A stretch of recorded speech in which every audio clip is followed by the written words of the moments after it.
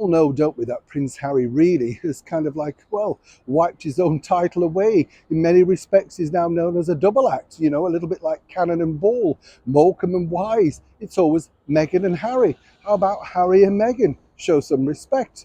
But clearly, of course, respect isn't big on the calendar over in Montecito. As we've seen recently, of course, when Harry and Meghan decided to, honour themselves with a visit to New York City as Meghan decided to pick up yet another meaningless award, one that we've now truly all forgotten about because it's all been overridden by that stupid idea that there was this ridiculous Manhattan car chase for 2 hours, and then, of course, perpetuated by these alleged journalists. And what I find incredible about this is these are the people that are held in high esteem. One's on a daytime TV breakfast show, the other, let's not forget, is claiming to be an expert and across the internet and in a glossy magazine. The only bonus for them is that the readership is so low, they give it away free here inside my studios. And even then, nobody wants to take it. Yes, I'm talking to you, Tatler. But it's interesting really with Harry and Meghan, simply because, of course, the bottom line is this. Harry, as we now know, is coming back to the United Kingdom in, well, less than a week's time, I believe, to defend himself in the dock against the alleged hacking claims for Mirror Group newspapers, MGM. And I think what's interesting here when you think about it is, obviously, so far, as we told you recently, it's not going particularly to plan. His barrister, David Sherborne, is going to have to pull literally some magic out of the hat to make sure that this really is substantiated. You see, what we've been seeing or what we've been shown so far are not really enough to be, well, shall we say, concrete evidence.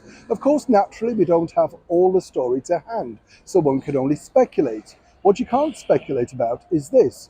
Prince Harry, as we know, is a very nervous type, suffers from all manner of mental health issues, spoken about them openly on many various platforms. What he would like this time around, given the battering he received in the press the last time, would be some support. Support from his wife, Meghan Markle, the former cable TV actress.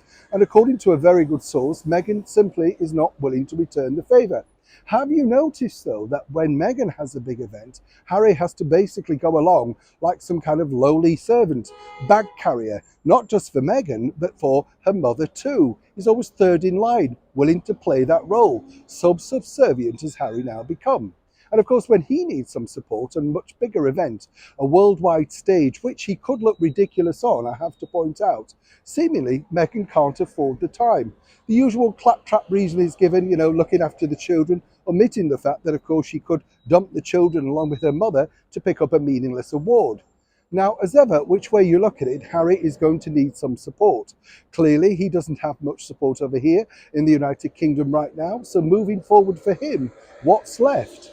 Well, the bottom line is he's just simply hoping that at the 11th hour, Meghan will agree to fly commercial on American Airlines. Oh yes, no private jets, money's tight, and come back to London for the duration to help support him in a quest that apparently she feels as strongly about as he does, although not as strongly enough to get on a plane and allegedly sit next to him all of that time. Neil Sean in the very heart of London.